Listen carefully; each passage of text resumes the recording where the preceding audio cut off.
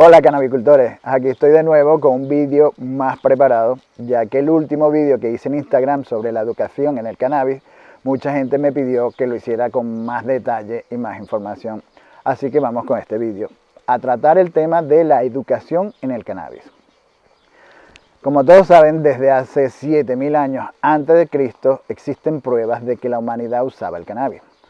Lo hemos usado durante toda la humanidad hasta 1937, que yo sepa, que lo han ilegalizado.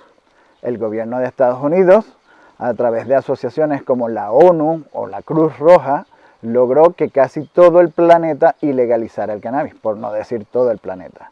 Hay mucha información de por qué se ilegalizó el cannabis en internet, pueden buscarlo ustedes. Desde 1937 se empezó una propaganda en contra del cannabis, convirtiéndolo en un tabú. Decían que el cannabis te estropeaba la vida, te estropeaba el cerebro, pues un montón de propaganda. Reefer Madness, pueden buscarlo en internet también. Eso hizo que la información del cannabis desapareciera. Se borró toda información del cannabis, desaparecieron toda documentación del cannabis y se volvió un tabú.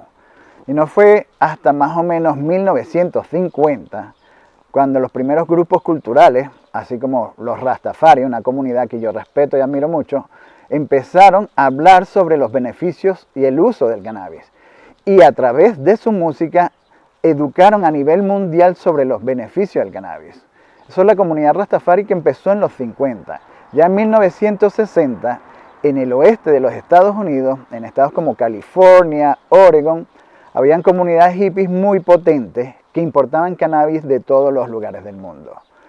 Esos hippies que traían Afganistán, pakistaní, jamaicano, colombiano, mexicano, empezaron a conseguir semillas, cultivarlas y consiguieron hacer los primeros cruces entre distintas variedades, como el cruce entre las sativas y la afgánica que dio como resultado la skunk.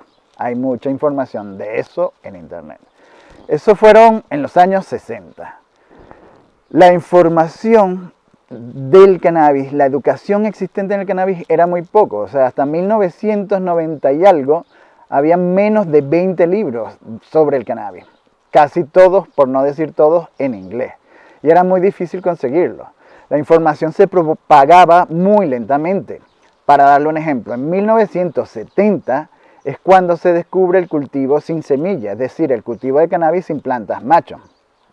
El origen definido no está muy claro. Hay quienes dicen que fue en México y hay otro señor que dice que fue el que lo descubrió. Bueno, da igual.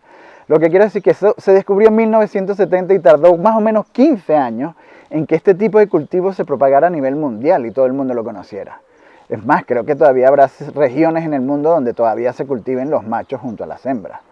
El cultivo de sin semilla logró que la flor fuera más grande, más potente en toda su sustancia y fue adaptado mundialmente. Los libros existentes fueron propagando la información, por supuesto, libros como el de Jorge Cervantes fue muy importante para la comunidad, pero la herramienta que cambió todo en el cannabis es el internet. En los 90 empieza el internet, empiezan las primeras páginas web, los bancos de semillas empiezan a vender por internet y las semillas llegan a nivel mundial.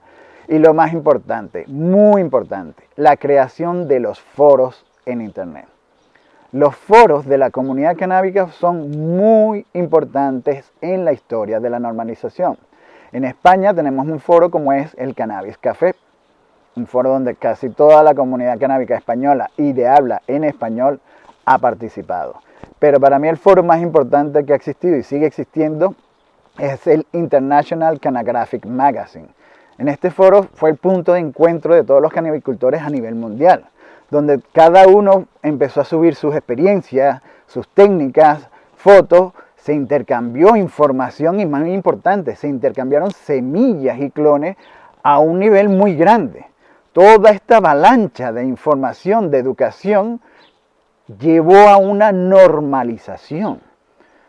La educación normalizó y gracias a esa normalización hubo un crecimiento exponencial en el uso del cannabis y en la creación de empresas como bancos de semillas, grow shop, tiendas de horticultura, Empezaron en España las asociaciones canábicas, en Estados Unidos el uso compasional, que luego pasó a la legalización de algunos estados, y ahora a nivel mundial pues ya hay países que han legalizado el cannabis, como Canadá, Colombia, Alemania. Ustedes sabrán mejor que yo.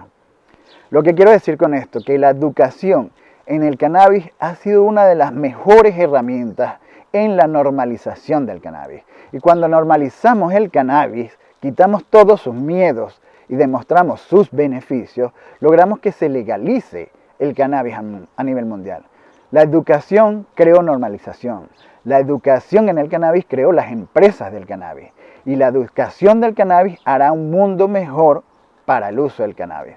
Por eso yo voy a crear una comunidad, Cannabis Collegium, una comunidad que va a ser abierta para todos, donde todos esos personajes que yo conozco, personajes muy importantes del cannabis, van a subir su información.